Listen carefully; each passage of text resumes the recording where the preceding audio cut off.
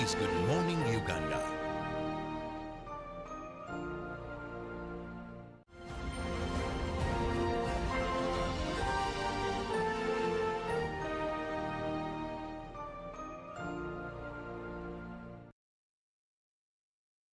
Good morning and thank you so much for being with us. Welcome to Good Morning Uganda Agenda. I'm Robert Chirabo Nyonyitono.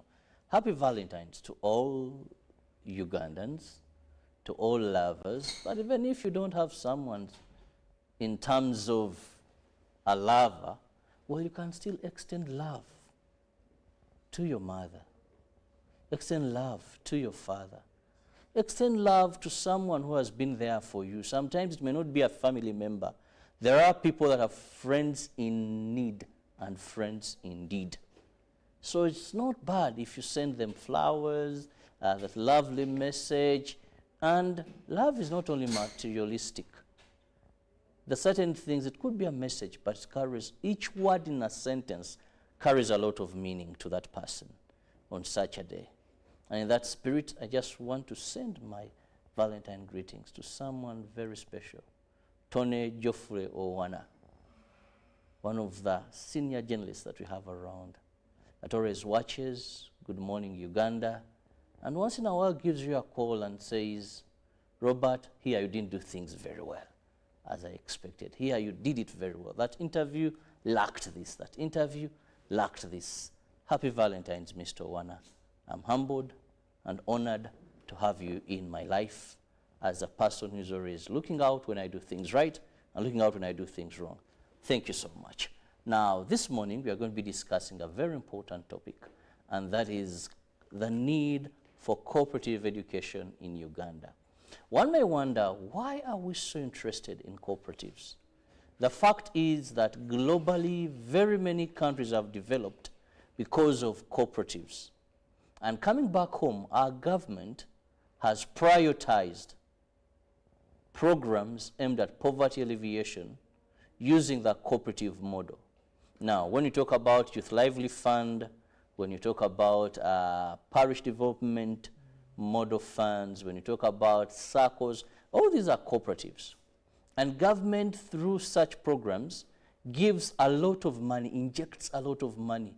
Billions of money are injected here. Now, if we do not understand very well the formation, why these cooperatives must be formed, how they operate, it means that we shall still be running after people for failure to pay back money that is meant to be revolving fund.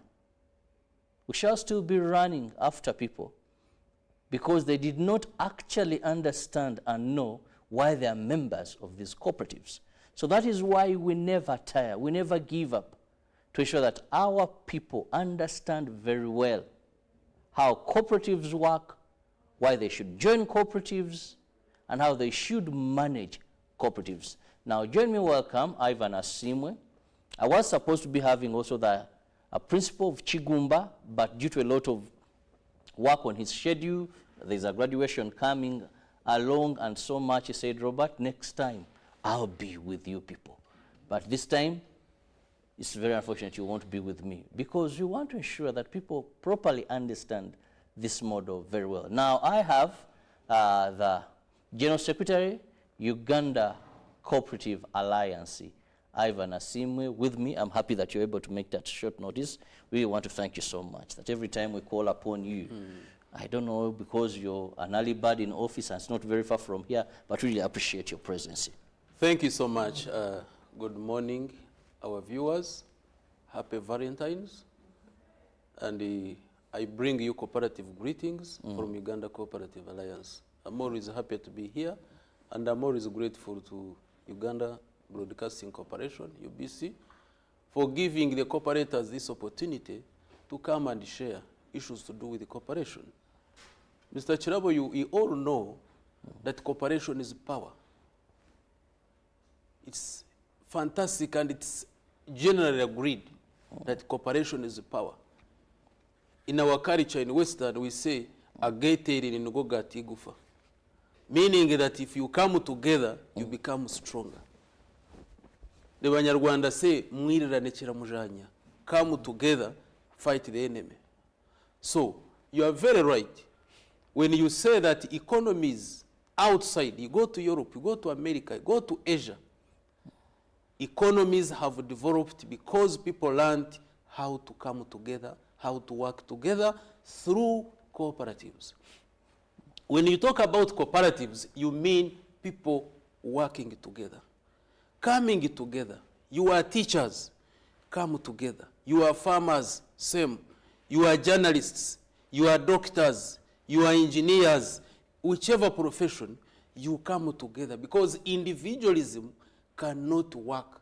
If you want to move very fast, move alone. But if you want to move very far, move as a team.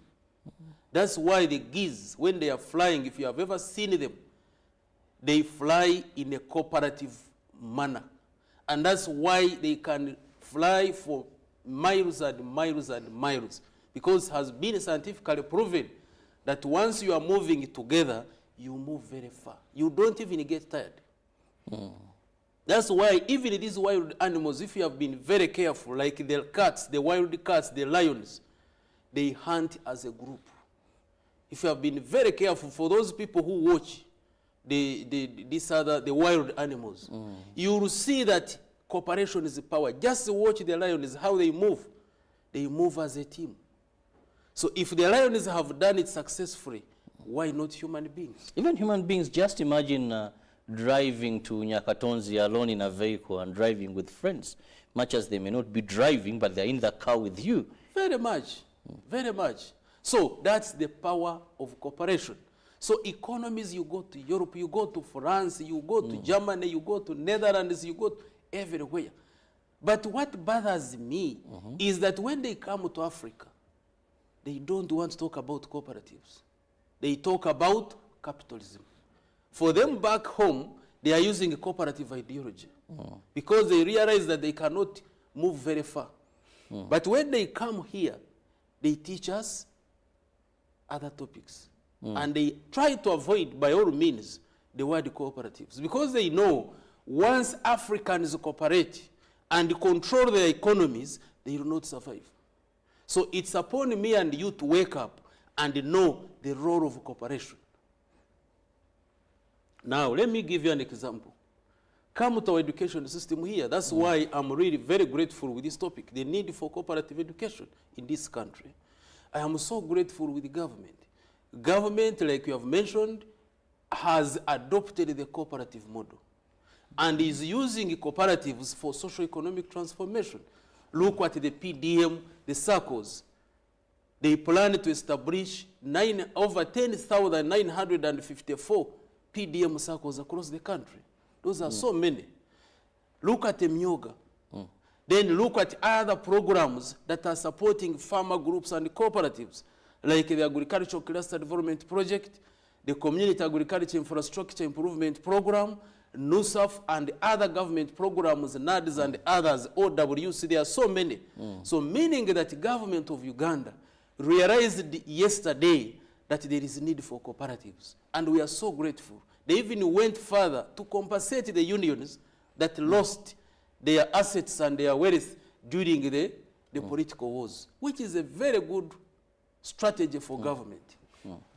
However, I want to request the planners of this country, the academia, the universities. We have educated people in this country, professors, doctors, there are so many. But my question is, why should Uganda continue with this education curriculum? Where is it taking us? Are we not developed because we do not have professors and doctors? The question is, the education curriculum needs review. Which specific areas? The other day I listened because it's a very broad The other day I listened to a certain doctor. I was on radio, Radio 1. And I listened to him, and he's challenging the academia, please, let's revise our curriculum. Why would you, for example, make history compulsory? And you teach me the French Revolution to do what? To go and fight in France? You teach me, I'm happy at least some of these topics have been removed. But for us, we studied, I remember, we also studied the Canadian police, St. Lawrence Seaway, British Columbia. I went to St. Lawrence Seaway. I did not even see anything. Then I wondered, why did I even waste my... Oh, you went there? Yes. Why did I even wake up at night to read about And if you failed, that would, you would receive canes for not making it to the average. And they are not telling us that if you are to develop this country, Uganda, if you are to develop Africa, you need cooperatives. The way us Europeans have done it, the way Americans have done it. You can imagine when you go to Germany, there is a university for cooperatives. You go to France, you know France has the largest circle in the whole world. With a net worth of 2.71 trillion US dollars. Forget about your calculator. This figure cannot. It cannot handle. No, it cannot handle. It's a very big figure. To have problems. You go to Netherlands, the Rabobank. It's a farmer's bank. It started as a circle, it became a bank. The net worth of 628.5 billion euros. You just come to our neighbors here, Kenya, the Cooperative Bank of Kenya, with a net worth of 5.29 billion US dollars, bigger than any of these commercial banks in Uganda. There's no commercial bank that is bigger than the other one in Kenya, here in Uganda. So you go to Tanzania, go elsewhere. So if those people have really moved and they are teaching cooperatives in their schools, you go to Malaysia. Malaysia, they are teaching cooperatives in schools, and they have practically made cooperatives in schools. Currently, they have over 2,430 school cooperatives in Malaysia with a membership of 1.6 million. In schools, the younger kids, you find someone in P3 already is a member of a cooperative and is saving. Why? They are trying to inculcate a culture of saving so that people learn cooperation from the start. Now come back here in Uganda, where everybody is talking about cooperatives. You go to members of parliament, you go to these other leaders at the district, other DCs, everybody. But the question is, who understands cooperatives? Now, even before we go to who understands cooperatives, when you do a bit of cooperative education, I have been able to study so much of cooperatives with, of course, assistance from one of my friends who went to Mosh University in Tanzania because he couldn't find anywhere to do a degree in Uganda regarding cooperatives. And one of the things, Ivan, that I've come to understand is that the foundation of everything matters so much. True. Now, when we talk about cooperatives in Uganda, I don't want to say all is lost. But there is a big challenge that the foundation for what we call cooperatives is also wrong. And I want us to begin at that. You find people telling you, form a circle, government gives you money. And we think we are doing the cooperative model. So I join a circle to get money. I was listening to some of the politicians. An MP says, we've approved this amount of money, over $1 trillion. Money is for you. It is coming in PDM. Good, that money has been approved and the money is there. But if the circles you're forming under PDM, you don't understand very well, the sole purpose of cooperatives is not to get money. It is you have a common problem, you want a solution, you come together. Government can put in some money here. So let's look at the foundation. Thank you so much. Before you proceed, moderator, can you establish hospitals without doctors or nurses, the medics? Can you start it? Can you now start a hospital and you bring Ivan, who is an accountant, you bring Chirabo, who is mass communication, you bring John, who is engineering, to work in those hospitals? People would die day in, day out. People will just, because for me, that's not my profession. You start giving people drip water to drink. I have never studied. I even don't know which water they use. Whether it is tap water, I don't know. So how do you expect me to go to a hospital and start treating patients? Because this is not my profession. The same story.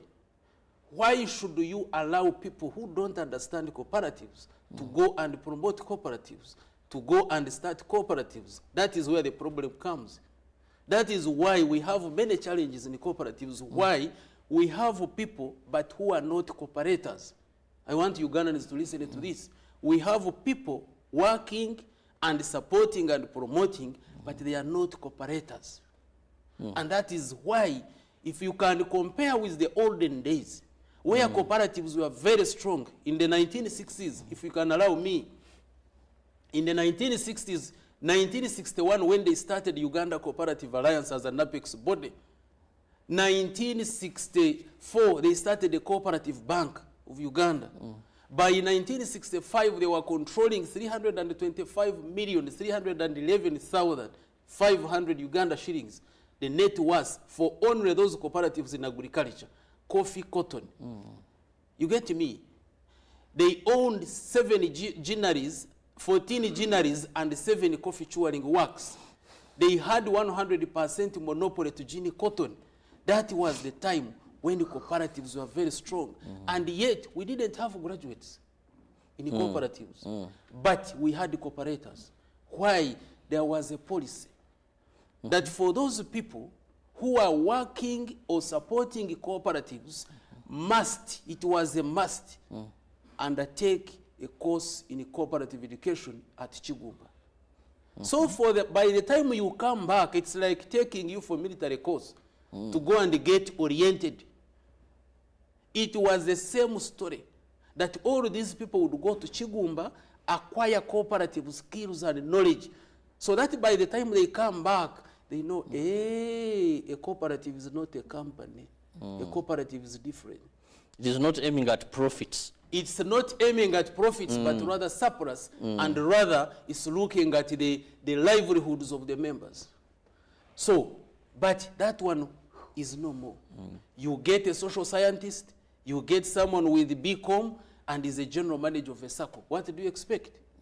There is no policy that the moment you are recruited, go for a course. No. Accountants. By the time they came up with the Accountants Act, government sponsored all the finance officers in local government to go for CPA. Because it was a requirement that you cannot be a finance manager, an accountant, or auditor unless you are a certified public accountant and a member of the Institute of Certified Public Accountants of Uganda. The policy is clear. You can't be. So why can't you do the same in these cooperatives? And how do you do it? Then you must first of all work backwards and ensure that we have these cooperative colleges and universities. Because you cannot come up with a policy that cannot be implemented. So you start from down. I will give you a scenario of our neighbors here.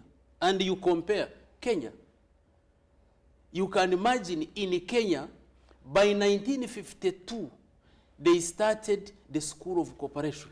In 1967, it became the Cooperative College of Kenya. You can imagine. In 2005, they started the degree programs in cooperatives with the Bachelor of Cooperative Business, 2005. 2016, it became a fully-fledged university with a charter, 2016.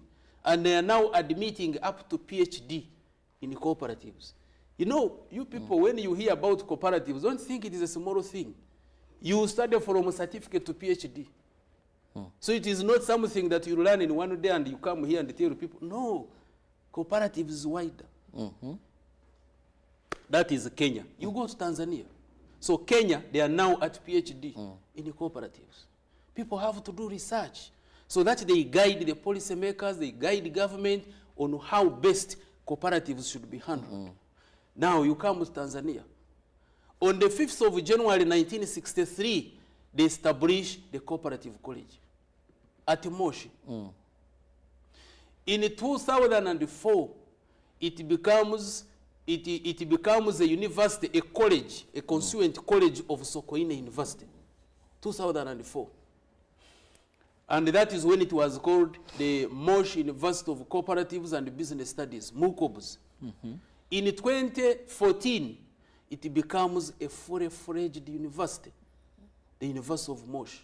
It is now offering from a certificate up to PhD in cooperatives. And that is why when you talk of Kenya, Kenya is strong in cooperatives because they have invested in cooperative education, the same as Tanzania. You come to Uganda.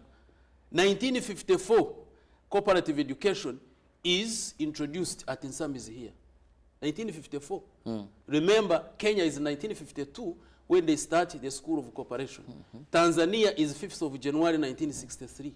So here, 1954, we have a program at Nsamizi. 1963, the government establishes a cooperative college here at Bukarasa. That later went to Chigumba in 1974. And currently we have 2 cooperative colleges, Chigumba and Tororo. The principals were supposed to come, but they are busy, but they are coming next time. So that we sit here and really educate Ugandans. What is it that we can do if we are to talk about socio-economic transformation using a cooperative model? Now, when you talk about cooperative education, today people, when they look at what to study, the first thing is they look at the opportunities for employment. Much as the cooperators are looking at improving their welfare and how, if this is done well, can stimulate economic growth. For these young lads at senior 6 opting for different courses at university, will wonder now, if I study cooperative education, if I come out with a bachelor's, where are the opportunities for employment? You know, they're looking at now, Uganda, we are focusing at sciences, you know. We believe we need innovators, we need people who are hands-on, not people who are going back into managing figures and managing money. Yes. But who doesn't see that there are very many opportunities in the cooperatives today? Do you know we have over 50,000 registered cooperatives serving 18 million people? That's a very big constituency. So whoever is studying should really see where the opportunities lie. Now, adding these other PDM circles that are coming on board, the 10,954, Emyoga and the others. Look at the unions, yes, look at the unions that are being revived. Whoever is studying, why would you go for social science? Why would you go for conflict resolution? I would rather go for cooperative education. But the challenge we have, like I had mentioned, the 2 cooperative colleges we have today, from 1954 Ugandans, they are still offering certificates and diplomas, when our neighbors have gone to PhDs.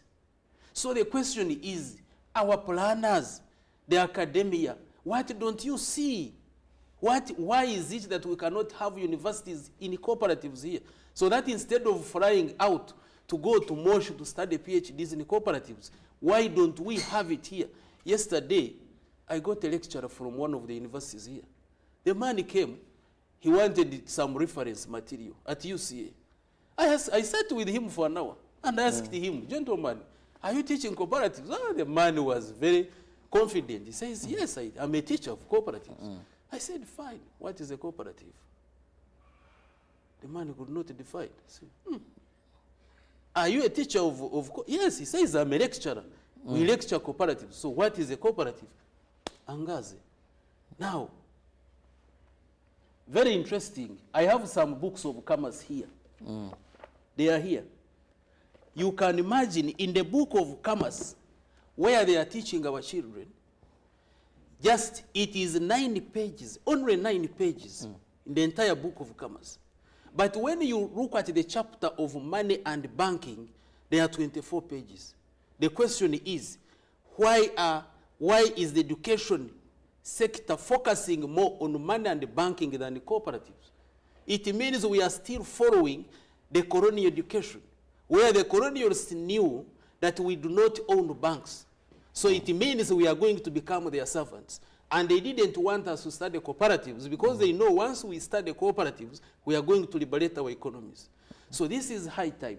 Now, very interesting, even in the same book, when you read cooperative principles, I got shocked. And this is an approved curriculum.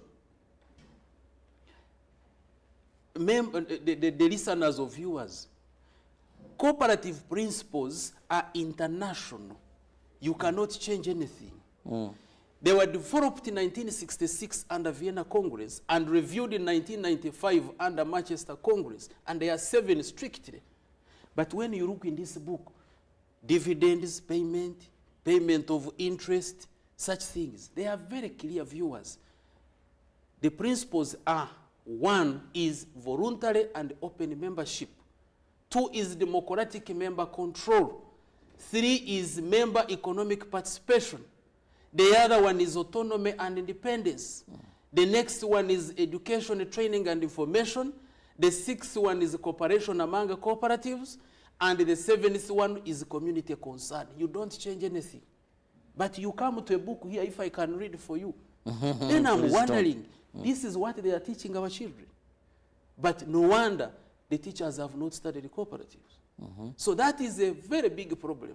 Now, back to Chigumba and Tororo. Now, we have people who have gone there for certificates and diplomas. What next? Because we only end at that. We would not offer degree. Would not now, so what continue with happens that. now, all these graduates of the 2 cooperative colleges, they end up in other courses, and they completely forget about cooperatives. Someone who has a diploma of Chigumba, but has a degree in business administration, social sciences, whichever name of them. Others are here, they are even engineers. They have crossed. Why? Because people cannot progress.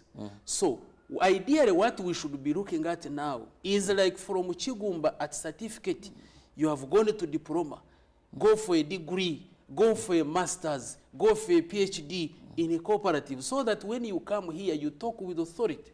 You talk because you know this is how we are going to develop this economy. Well, just to remind my viewer that you can be part of the topic of discussion this morning, simply send us a WhatsApp message or a text message on the number on your screen. That is the number, and I'll be able to ensure that my guest answers. We are discussing cooperative education in Uganda and where the gaps, what should we improve to ensure that we also not only talk about the good golden days of cooperative movement, more so in the agriculture sector, but we also talk about the revamp of cooperatives, more so when you have the education, because government has chosen to take that path. There is so much that government is doing through cooperatives, but the challenge is sometimes you are blaming people for failing in these projects because they lack knowledge. The Bible says, my people perish because of lack of knowledge. Sometimes we think that these youth, even when they are given funds, they can't use them very well. We see ministries run after people for failure, but maybe they just didn't understand the concept because we lack qualified people to better explain to them. I've told you after doing a bit of cooperative education, not so much of it, I must say, but then I learned that really we must go back and look at the foundations of circles in this country. Because when you really read and understand, you find that the foundation, the key objectives, why people come together, is not because there is money somewhere that they are going to be getting. No.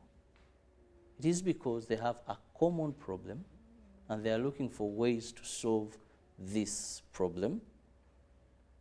They work together, they bring together resources, they develop themselves. An addition is just a bonus. That's not the core factor why they come together. Now, that is something we must really check. How do we send that gospel to people that your youth fine, you have a problem, this. Let's bring resources together. And Ivan, even before I go to the messages, I just want you to briefly hint on what is a cooperative, what is a cooperative, and how is it formed? Briefly, then I'll read through the messages. Very much. A cooperative is defined as an autonomous association of persons united voluntarily to meet their social, economic, cultural needs and aspirations through a jointly owned and democratically controlled enterprise. It is member-owned, member-used, member-controlled, and benefiting members. In other words, a cooperative is based on 4 pillars.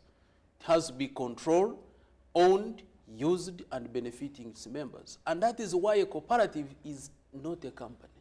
It is not an association. It is a cooperative, registered under the Cooperative Societies Act, Cap 112 of 1991. It's very clear. And based on 7 international cooperative principles, like I've mentioned. And if you are to go to history, we all know from way back on the 14th of March 1761 in Scotland. That's when we first see the first level of cooperation. 1844 in Rochdale. That's when we are going to a modern cooperation. So that is about a cooperative. And how is it formed? A cooperative is formed based on a cooperative ideology. Because this one I cannot now explain, it takes time. But people must understand, people must have a reason. That's why I said, the Banyarwanda would say, why? Because in the olden days, when they were sleeping in these grass-thatched houses, our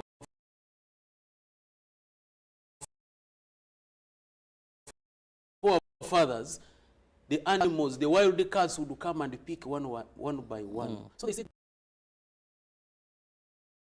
come together, let's cooperate. We sit together. If an animal comes and we are men and we are strong, it will get scared and run away. So eventually, that is, so it means that for you to form a cooperative, you must first of all have an ideology. What is the problem? What is itching you that you want to? Yes, china kulia. You are coffee farmers, for example, and your problem is maybe extension. You don't have extension services. You don't produce a lot of coffee, or the problem is the market, or the problem is China Korea. You have the middlemen who are exploiting you. Like when you are to go back to 1913 in Mubende, where 4 farmers rebelled because there was too much exploitation by the middlemen of Asian origin. So the farmers said enough is enough. We cannot continue to be exploited like this. You can imagine where a farmer would take his produce to a middleman, and then the middleman would tell you, after they had these minzanis, the weighing scales, the middleman tells the farmer that angalia hapa. Now, when you are to look up, he presses a knee beneath the sack. So if the sack was actually weighing 100 kilos, it would reduce to 40 or 60. Now, if you were clever and realize that actually you have been cheated, the middleman would tell you, Chirabo, take your coffee and never come back to my shop. Remember, you cannot eat this coffee. So you must be a slave in order for you to sell this coffee. So the 4 farmers said enough is enough. We cannot continue. So they rebelled and they formed the first cooperative society that they called the China Korea. Now, that is why and how a cooperative is formed. You must have something itching you. You must have a challenge that you want to solve. And then based on that, you follow a procedure which you can even explain next time. You have to have an AGM of the members, you have to agree, and then you continue until you register your cooperative with the register of cooperatives. Because a cooperative has to be formal. It has to be registered as a cooperative society. Well, I must look at some of the messages that are coming in at this time. Thank you so much for the messages. Good morning. I'm watching from Canada. Thank you so much for being part of the show. Good morning, UBC. I'm enjoying the morning show from Lamo. It's so interesting to hear our brother talk about cooperatives. When I look at cooperative society created by government to help elevate people out of poverty is being controlled by foreigners. For example, Atiak Sugar, he says, had society created to plant sugarcane and supply Atiak, but eventually it has failed. It has failed, and the factory is struggling. Yet it had all the cane to be running the factory up to now. But now, why do we have such a capitalized investor, yet the government is putting money in the project worth billions? Well, I didn't get your name, and please, if I don't read your message, if you don't leave a name, I may excuse myself from reading it. Good morning, UBC. I'm watching UBC, but the CEO of Uganda Cooperative Alliance has said it all. The problem of Uganda is appointing people who are not qualified to lead certain departments in the country. Voice notes, I'm unable to read them, or play them, sorry. Thank you for your information. Our guest has given us viewers. Who killed our cooperative bank in Uganda? Nambwa Michael in Busa, in Mbale. How do we get this sorted out? Then, now trouble has come. I hope I do it well here. Mwami Ivan weebale nnyo okwogera ku bumu, naye olina kye weerabidde nti eno Uganda obufumbo bungi, obuvumbo bungi. Nze Moses Kiryandongo District Kukumba Sub-County, mwebale nnyo okwogera ku bumu, naye olina kye weerabidde nti wano mu Uganda obubbi bungi. Nze Moses Kiryandongo said obubbi bungi. Kituufu, obumu gemaanyi, naye bannayuganda tetuli beesigwa. Nze Moses weebala okubanga olaba, weebalire ddala ssebo tusiima. Then is there a difference between a cooperative and a SACCO? I'm John from Jinja. Thank you so much. A SACCO, I want to thank the viewers because of time I'm rushing. A SACCO is a savings and credit cooperative organization. It is a type of cooperative but of financial nature. So it is a cooperative that provides financial services, savings and credit. In addition, when I was reading through this book, a textbook or a pamphlet, whichever, they are talking about types of cooperatives, farmers cooperatives, SACCO, and it ends there. So in Uganda here, we have different types and forms of cooperatives. When you talk about types, we are talking of savings and credit cooperatives. Those are in money, agricultural production and marketing, like Banyankole, Bugisu, Wamara, cooperative unions, those Chibinge. ones. Chibinge and the others. I know you like Chibinge. Yeah, so much. Then you talk about energy cooperatives. Those are in electricity, Chegegwa Energy, Paida Bimu, Isinjiro Millennium. There are so many. You talk about water and environment cooperatives. Talk about the transport cooperatives like Awakula Nume. Talk about housing cooperatives. So there are so many types. And when you talk of the forms of cooperatives, then we are talking about the primary societies that come together and form a secondary cooperative union. And then secondary cooperative unions, they can come together a minimum of 2, and they form what they call a tertiary like Uganda Cooperative Transport Union, Uganda Central Cooperative Financial Services, and others. Then when you combine secondaries and tertiaries together, you form Uganda Cooperative Alliance. That is the structure. So he's right, because he needs education. That's why he is asking, is a SACCO a cooperative? So members, I have already tried to go through even entrepreneurship. My friend, Chinabo, entrepreneurship now in A level. I have a book here. A level, this is A level. Entrepreneurship, they don't talk about cooperatives. I'm wondering, surely, where do you expect Ugandans to understand the cooperatives? And yet, as a government, we have adopted the cooperative model. So where do you expect? O level, you have seen the mess.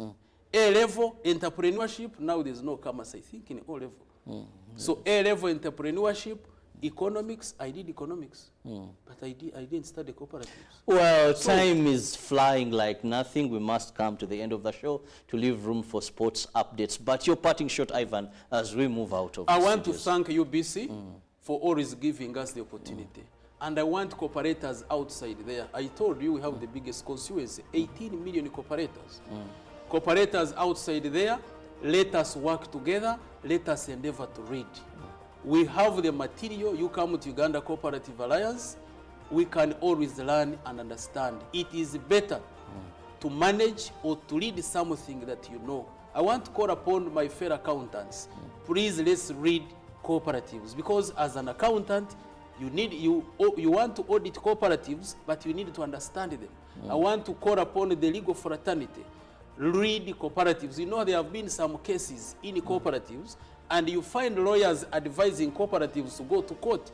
But Section 73 of the Cooperative Societies Act says no, you go through arbitration. There is even a ruling by Honorable Justice Andrew Bashija in Mbarara of the 2nd of May 2010, which requires that in the case of any disputes in the cooperatives, then the cases should not go to court, but rather they should go through arbitration. And for that matter, cooperatives have been losing cases.